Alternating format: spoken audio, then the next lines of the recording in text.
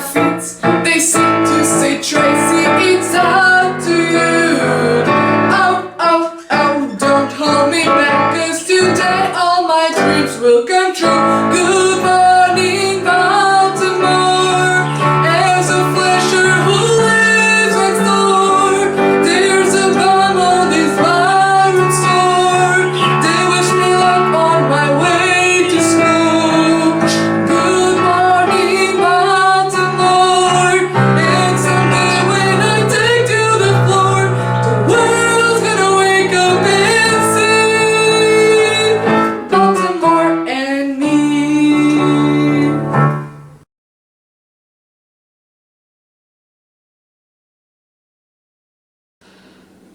So, what can I tell you about Matt? If you have 100 customers like him, it would be the most perfect bar I have ever been in, okay? And nothing to do with sexual orientation. Absolute mannerisms. Manners, politeness, intelligence, taking care of me as in tips, everything. Conversation, dressed nice, clean cut. Some people you just know. Sits down. Please. Thank you. Offers intellect, you know, within their vocabulary. So he kicks it there. Didn't seem to have any worries or like he was looking for anyone. Just enjoy his drink and the company around. Now, approximately 11:45, Aaron McKinney and Russell Anderson come in. I didn't know their names then, but they are the accused. They are the perps, the accused. They walked in just very stone-faced, you know.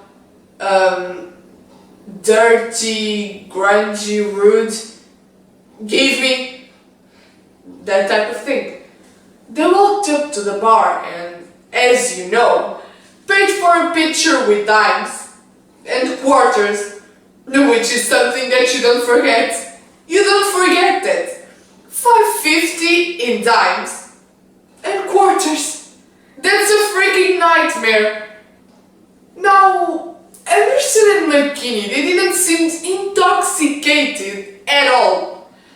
They came in, they just ordered a beer, took the picture with them back there into the pool room, and kept to themselves. Next thing I knew, they were kind of walking around, no beer, and I remember thinking to myself that I'm not going to ask them if they want another one, because obviously they just paid for a picture with dimes and quarters. I have a really good feeling that they don't have any more money.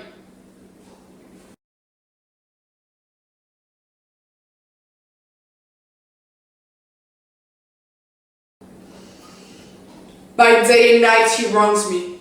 Every hour he flashes into one gross crime or other that set us all at odds. I will not endure it.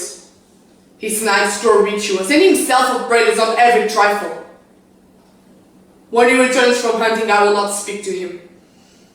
Say I'm sick. And if he comes like a former service, he shall do well. The fault of it I will answer. Put on with wearing negligence you please. You and your fellows. I will have it come to question. If it is like it, let him to our sister, whose mind and mine I know, in that I want not to be overruled. Idle old man that still would manage those authorities that he had given away.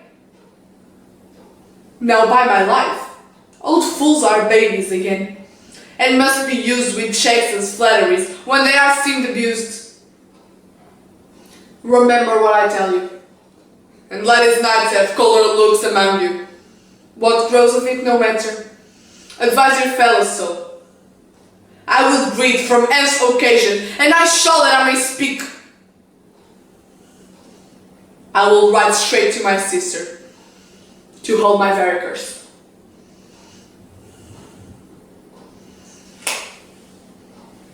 Prepare for dinner.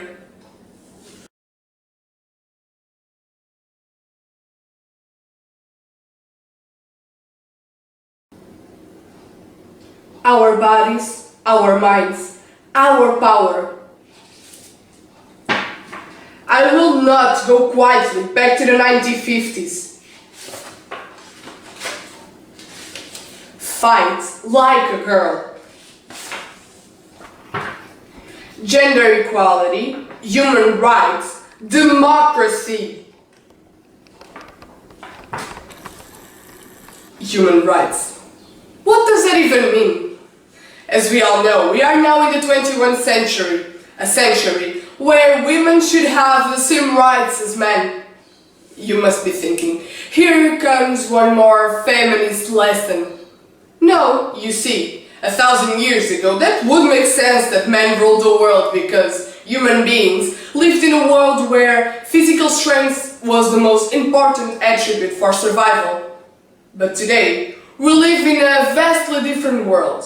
The person who is more likely to lead is not the most stronger person. It is the most creative, the most innovative, and the most intelligent. And there are no hormones for those attributes. A man is as likely as a woman to be creative, innovative, and intelligent. We have evolved, but it seems to me that our ideas of gender have not evolved. Have a look on America right now, for example, and see what this new president did. All around the world there are women fighting for a cause because apparently we stopped being seen as people who have rights and dignities and started to be likened to buildings. That's ridiculous. Can you imagine a world without women? It is the same as trying to imagine what cotton candy would be without sugar. And the answer is absolutely nothing. Men and women cannot live without each other.